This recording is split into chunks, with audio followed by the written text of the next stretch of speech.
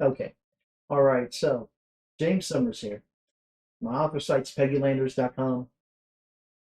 We interviewed here Jay Nice. She's been accommodating and changed her schedule to get in here a little bit before Easter and ask some very important questions that she thinks that you guys all need to know. Um, okay, well, I'll hand it over to her.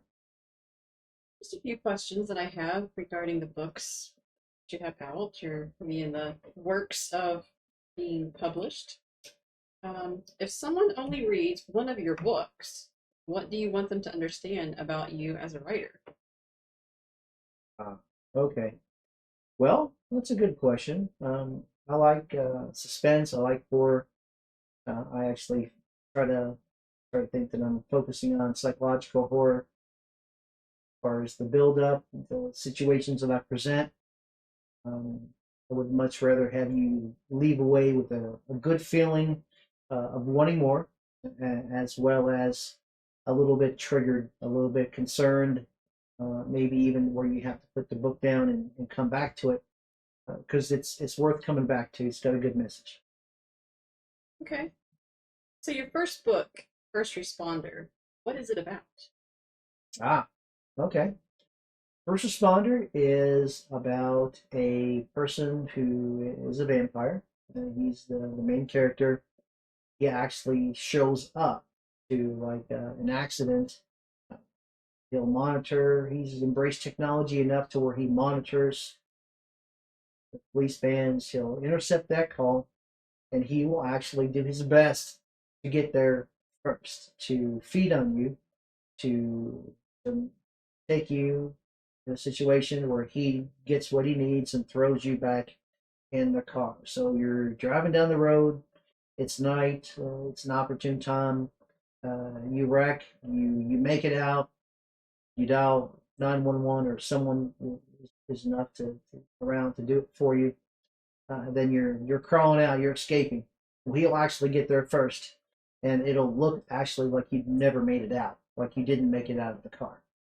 So that's the way that he goes through, and um, premise is not always the first person there is not always the first responder, even though they show up first. Okay, so you mentioned it was a vampire. Why did you write your first book about a vampire? Were they fascinating to you when you were growing up, or did you just always like vampires and wanted to write about them? Like vampires, I like the classical romantic horror part, the black and white, where everything all started with the vampire per se. Now, I just want to set the record here. It's actually not my first book, but it is the first book in the First Responder series, and so we'll touch base on that a little bit later. So that's good for helping me, telling my readers what's coming so that's awesome. But yes, the romantic Dracula, the uh, the Mist, the Bats, the corny little B grade movie that is a staple of horror today. Suspense, the drama, um, fantastic. So I took parts that I wanted to talk about, I wanted to elaborate on, and then I skewed it, threw it into the story. So some of the traditional happenings or occurrences that are going to be a little bit different, and some are going to be all new. And so yeah, it's a good way to get into it. I really like that kind of horror. What makes your stories different from other horror authors? Everyone's got something that they do really well. I like to think that I'm going to put you in a situation that gives a feeling to it. You're going to be reading eventually. Hopefully, you'll see something of mine on TV. Uh, that's what I want as far as your experience to have something that lingers. So I do dream sequences very well, to where more of a nightmare actually with the way I twist it, but uh, waking up inside of something, and then still being inside of something. The way I write it you'll have to go back, and if you don't catch it, if it doesn't hit right with you, you'll have to circle back around and experience it again, because the way I write and how I throw that in, it, it, it it's not an obvious dream. It's a contiguous scene. It's progress, and it may be several paragraphs down the road before that kicks in, and then you'll stop and you'll have to go back and you'll have to guess, see if you can find out when it actually happened and then why. So, but psychological horror, I like to get that feeling of unease. It's not all about gore. Horror movies aren't all about gore. I have some of that. I have some really horrific parts as well. Uh, some of that stuff I've written on from experience. Of course, some of that stuff I can't. Hopefully, nobody can. But some of the stuff I write about is a little triggering, and I don't necessarily want to involve that, but it is a part. How are your books, like, are they connected or are they separate? Okay, all right. I've written five books published. I have several more that are waiting to be received by different companies, traditional publishers. What I'm looking for now.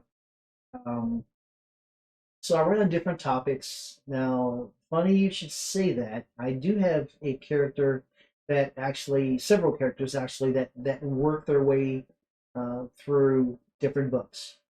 So there's a girl, then there's a guy, um, and they're just, they don't necessarily meet in the same story twice until something else comes out for that. But for right now, yes, there's a character in one of my books that carries over. My readers really liked her.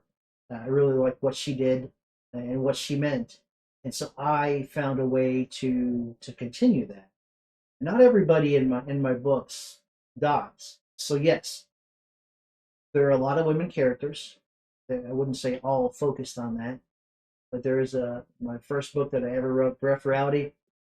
Actually wrote that on paper for the most part, but uh, it was huge, very, very huge with detail, with pop culture, with self esteem. A lot of women. The only guys in there did not fare well. Only a couple, and they didn't fare well. So, so yes, there are some characters that have gone through from one book to another, and there is my vampire, Dr. Stevens. He actually starts in the third book, so he's not in the first two that I wrote, but he's in the fourth, which is not a vampire book. He's in the fifth, which is not a vampire book, and then of course I have written books two and three of that vampire first responder series. They're ready to go. Book four is finishing. Hopefully in a couple months, book four will be ready as well. There's no rush on that, of course, but so yeah, I like to tie that in. I don't want to kind of spoil too much of that, but it's subtle enough that if you read and you work your way through the books, not all of these books are going to be for everybody. And, I don't have a checklist. I don't have a certain series of things that I want to cover. Uh, if I get a good idea, I'll throw it into notes and then I'll revisit that. So it's pretty good, diverse, but it's diverse group of titles, but it is psychological for everything. I mean, that's what I enjoy. That's what I'm trying to get you to enjoy. For your first responder, you mentioned was a vampire that it kind of carries on in some of the stories, or may not be in books 4 and 5. You write about people as well. So does your stories clash with people versus monsters, or are they kept separate throughout your books? Ah, okay. So I have yet to do a book about monsters that don't look like us, humans. Everybody has a dark side. Everybody has an inner conscience. People say bad things in their head all the time. That's normal. It's human. But to act on that, that's the monster part. So to feel something, to be so upset or angry that you do something that you know is wrong, and but you did it anyway. So yes, and there's no age on that. There is no sex on that. So I have um, focused on different characters in different books, and again, I don't have a template.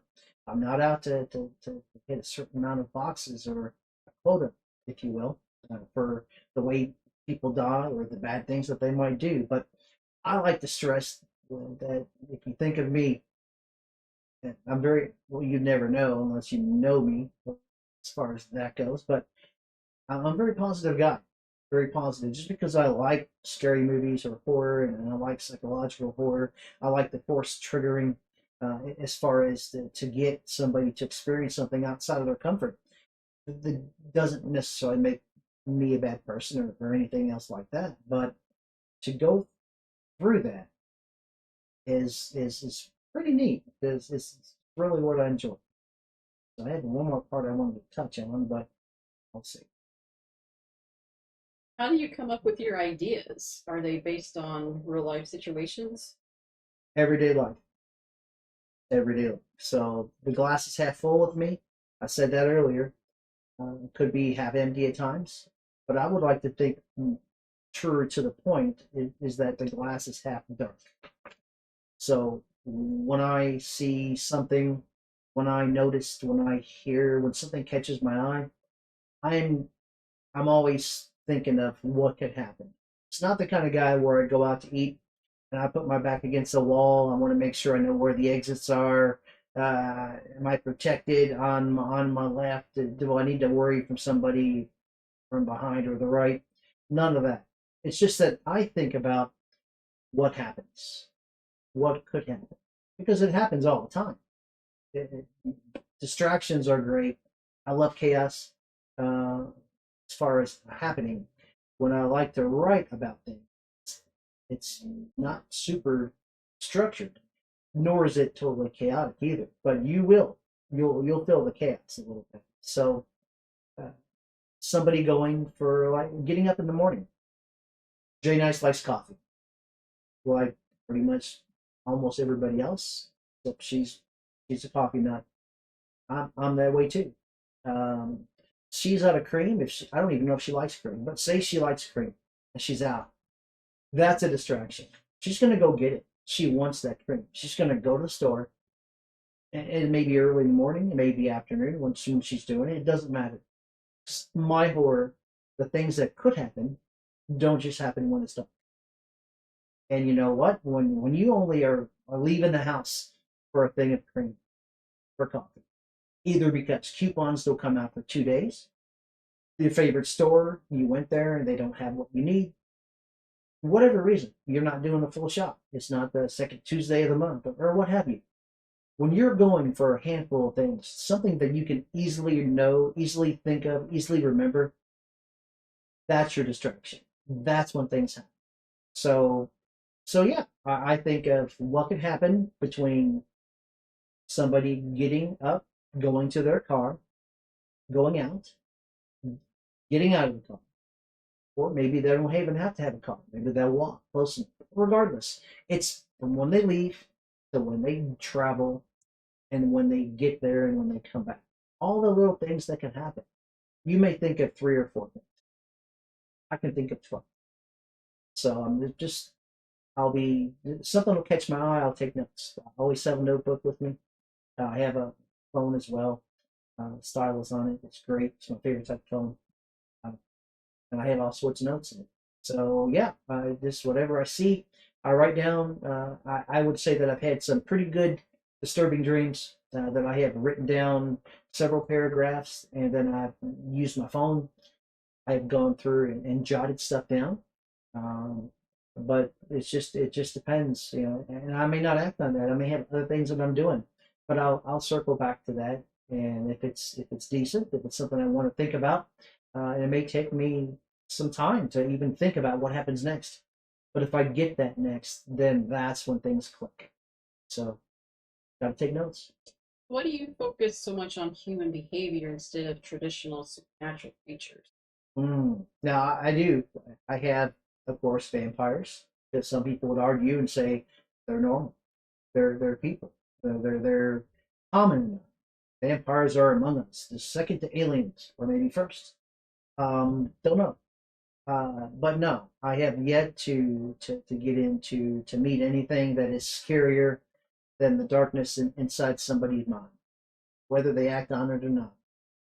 I cover all sorts of aspects of that. Every one of my books has something that you will not think of, that you won't catch, that you didn't think. I wouldn't go so far as saying that's incredible. That's, yeah, I wouldn't, that no one's ever done that before.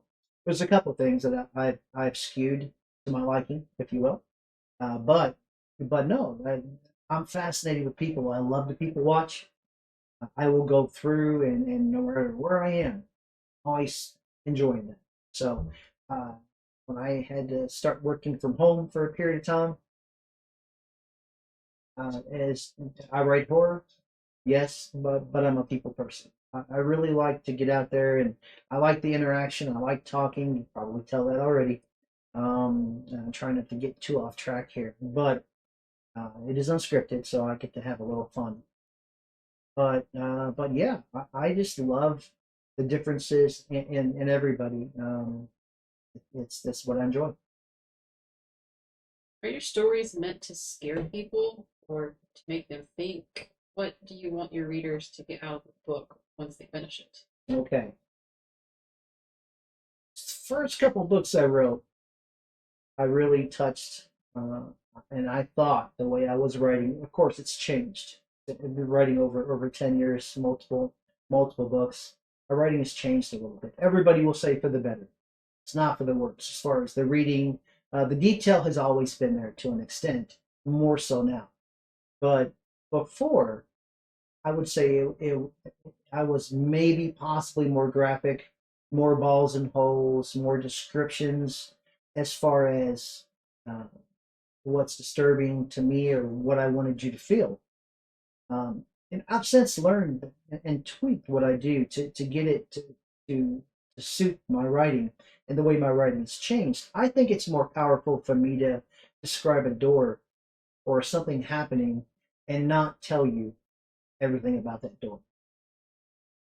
Like I give you the detail, I'll describe it, and there'll be times where it's a wave, and I will build that up, and then it'll just fall. It'll fall. So it's meant to be that way. It's not meant to be descriptive the whole time. It's not meant to be a report. It's meant to have stop and go enough to where it draws you in, makes you think about things.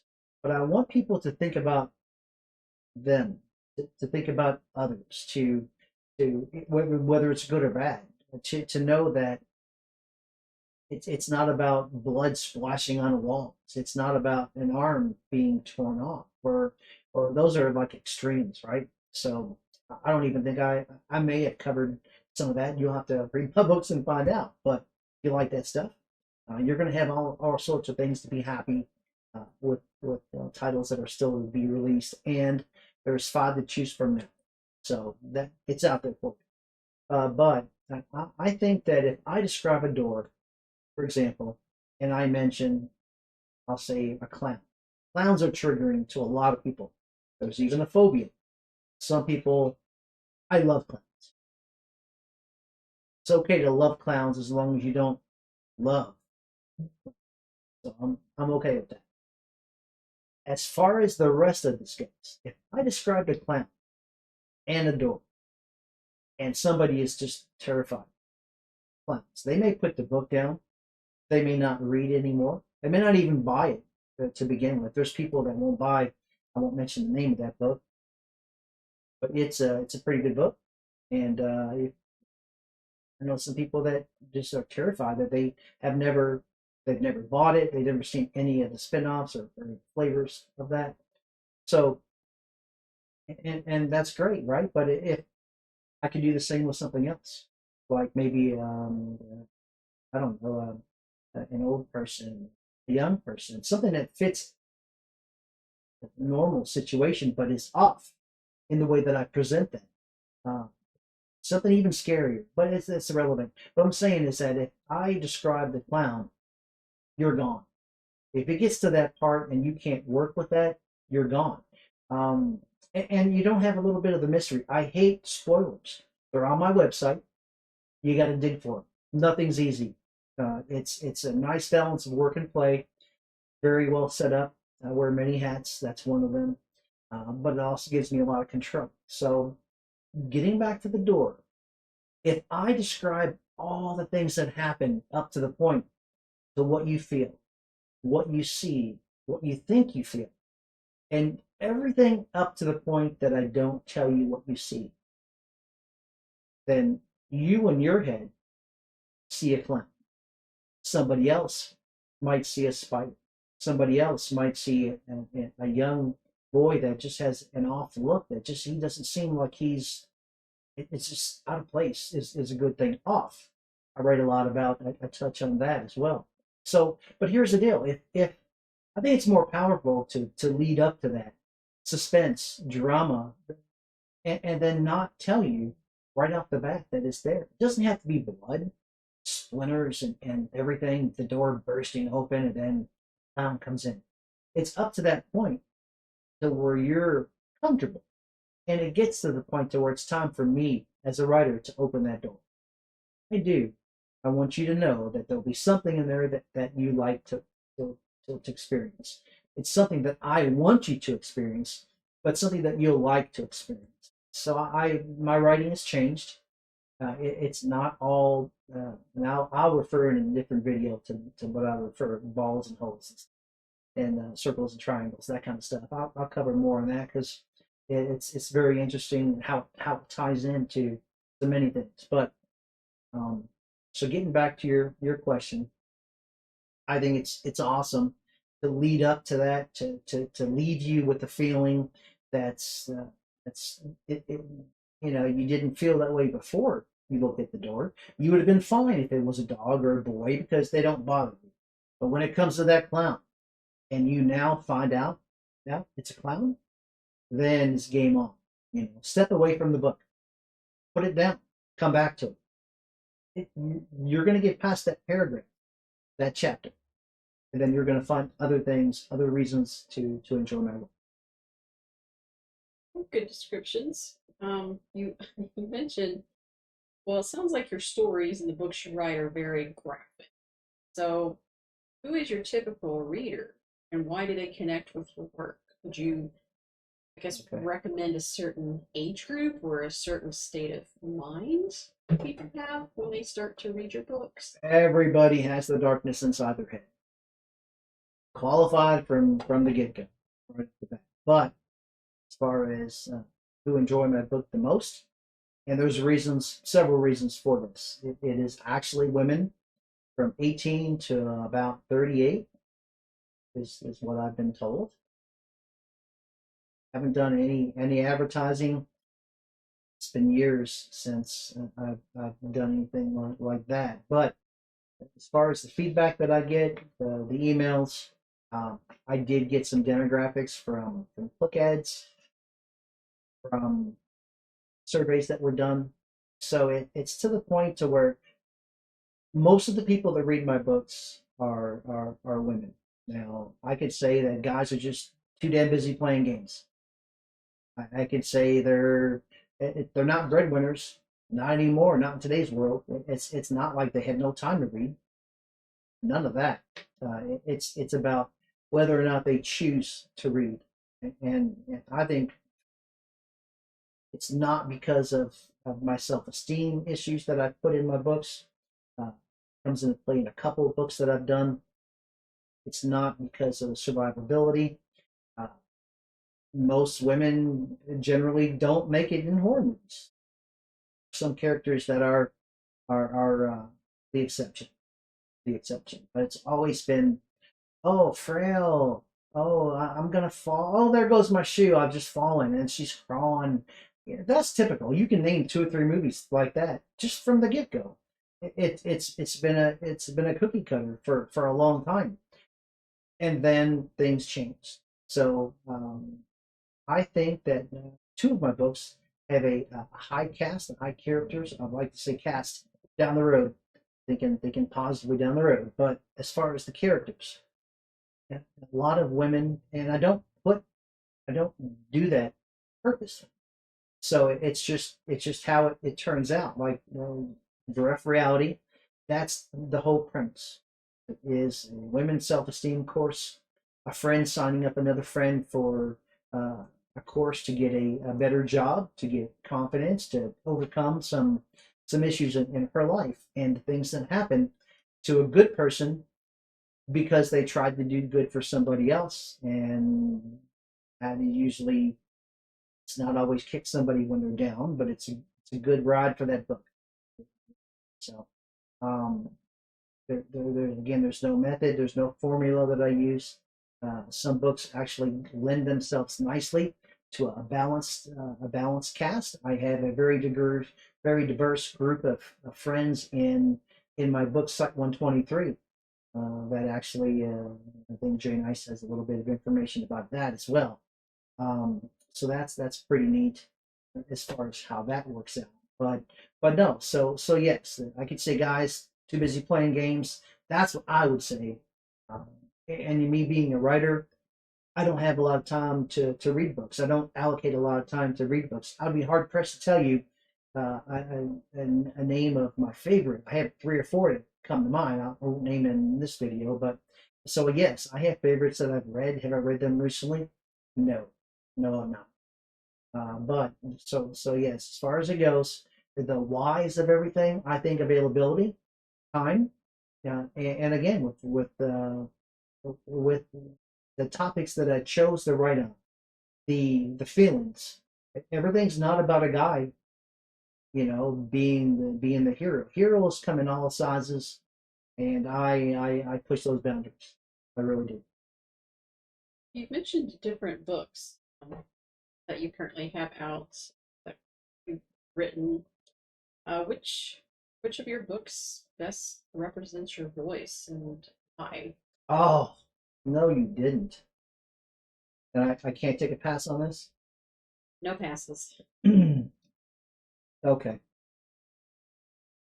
so I'll just say Breath Reality was the first book that I wrote.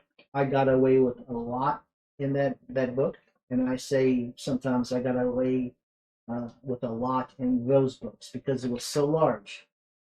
This is the first one that I did. It should have probably been broken up in half at least, but some author standards even further than that. And I won't do that. I don't like to to see something and 15 different books of something that could have been covered in two. So I'm not gonna you're not gonna get that with me. But I got away with a lot. I was only asked a handful of questions of what I did not do.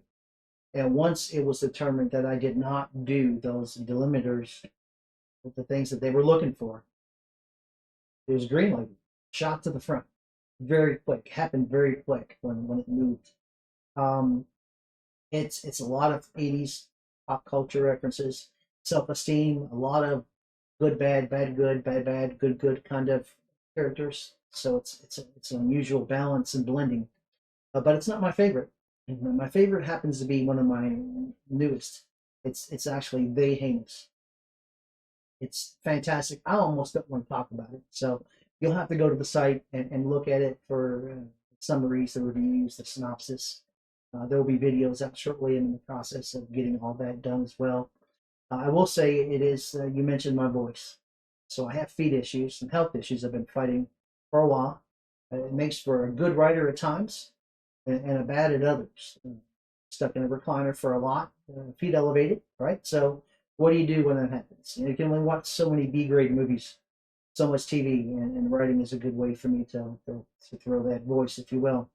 But They Heinous is a little bit of investigative reporter, a little bit of sleuthing involved in that, definitely in the medical field.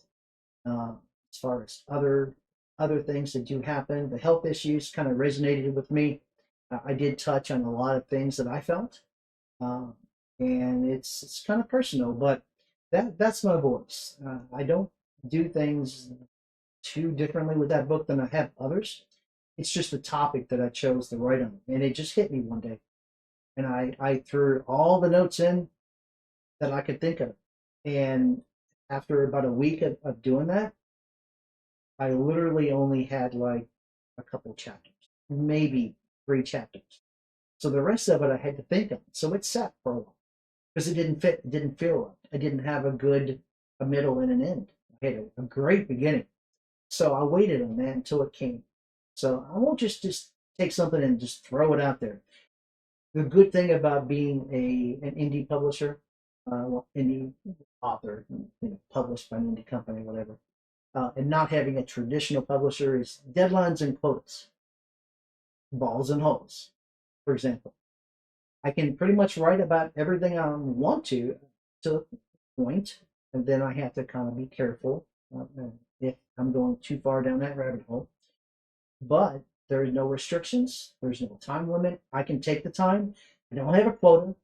I don't shoot out so many pages every day, and everyone says writers gotta write. And I like that gotta because it's not what I would really say and describe it as, but writers have to write. Writers write. And yeah, practice is good. Flow, hell, being a public speaker. Practice makes perfect for most things. So twisting that around, I can take my time. So sometimes you'll see my website, it'll be updated with a new project. That may be simply notes. And that may be, I have outlined and mapped and detailed everything. And so then I have to start polishing. So sometimes it flows really easy. Sometimes I have a great idea, or maybe I know how I want the middle to be, and I don't know how to get you. So I'll take my time. But Big Heinous is a fantastic book, and it is extremely triggering. Bereft Reality is I wouldn't say unfortunate, but it's another book that one of my reviews online says that, hey, I tried to read your book. It was great. I really enjoyed it. The descriptions, the 80s. I felt the 80s. She goes, but it was triggering. It was too personal. I had to stop reading it. And I'm like, okay, put it down, come back to it, give it to a friend, get it back, let someone else read it. It was that I was great. It's a great review. Did she finish it? No, she didn't give me exactly everything that I think people wanted. The star rating, detail, that kind of stuff. But she told me that she left my book with that emotion. She left it with uh, disturbing for me is what blood and gore would be for other writers. So so I try to work on that. I love all my books. They're all great. They're all different. You can't just judge horror as a silo, right? So there's I know it's going to have it's like your wrist of your hand, multiple fingers, different flavors. But there's not a certain amount that I want to cover. Again, no checklist, no boxes, but I do have a couple more topics that I want to write on, and so yeah, a lot more is coming. And I would say if you had to uh, read Rough Reality, find out where things started, and then check the ones out in the middle. But you can definitely go to peggylanders.com. You can go to I have several pages and it's set up for summaries for small excerpts from as little as that to great detail to shy of a spoiler. And though some of my books have been around since like 2015, 2016, so some of that's out there for you to find, and some of it's buried on the website as well. So you'll have to dig for it. If you're curious, you can. I call it dark curious. If you're dark curious, you can find it. So hope that helps. So if someone wanted to read one of your books or has never read any horror books or maybe not even watched horror movies, maybe they don't like horror movies. I'm not going to mention any of them as an example, but you get my point. Which of your books should they start with, and why would you recommend them starting with that particular book first? Can I take off the fedora of truth? Yes. Okay, so here we go. Be prepared. No, I got to keep it on. Too powerful. Okay, so I've written about camping.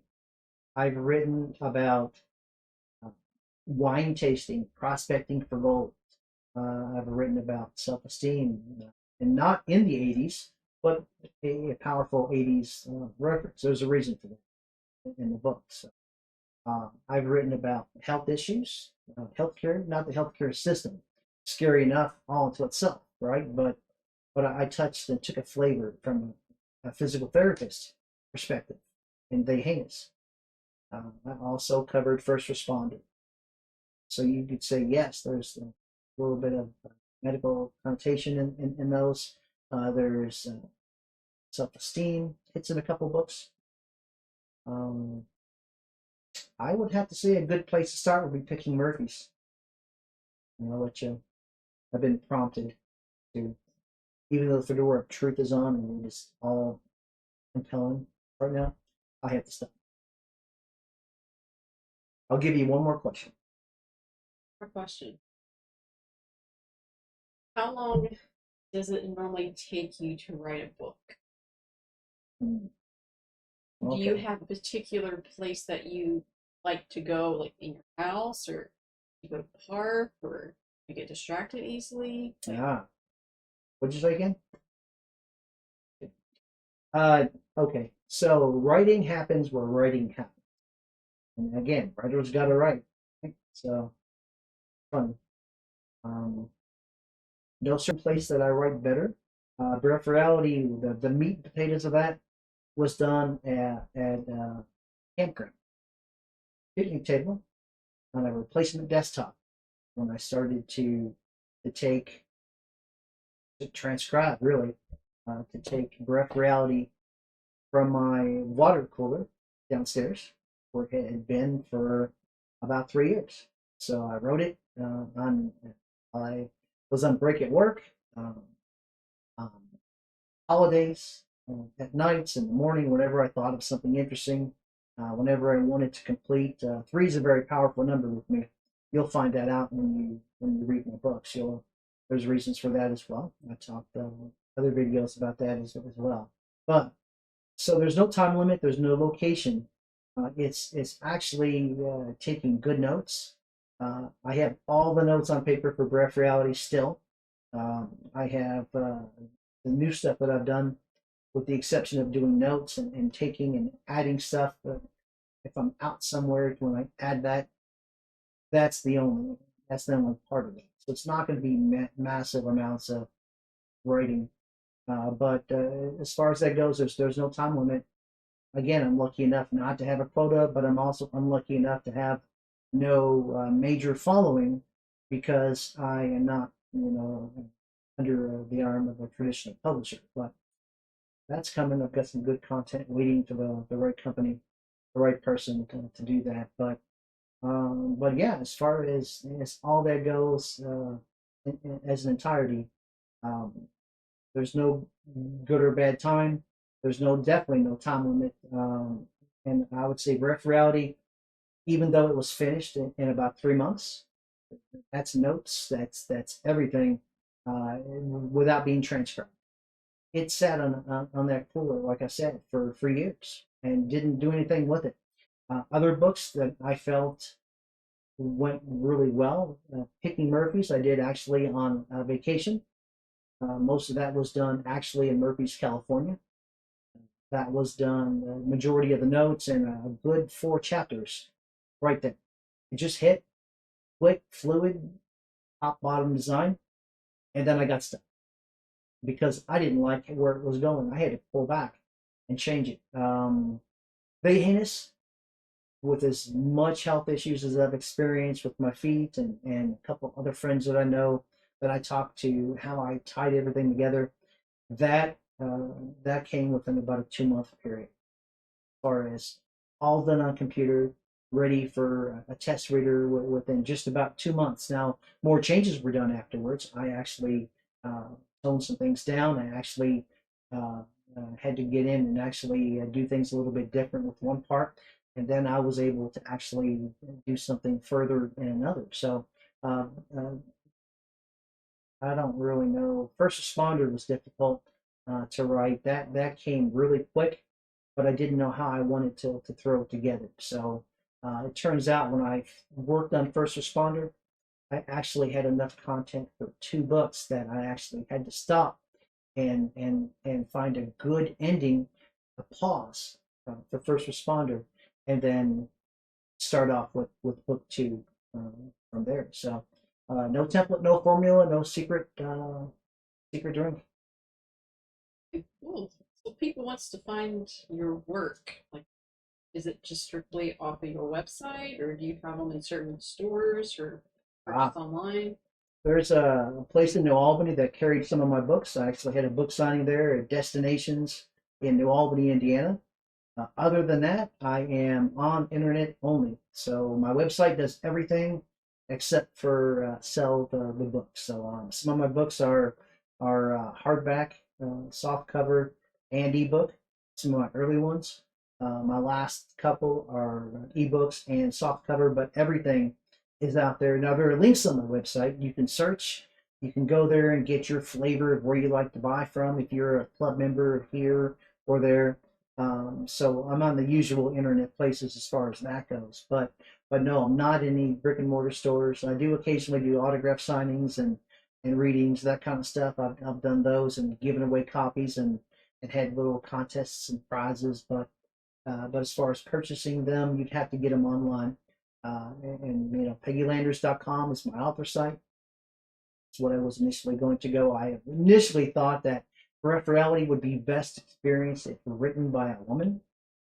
Peggy Landers. It just popped in my head one day. I pulled over on the side of the road, bought the website right there.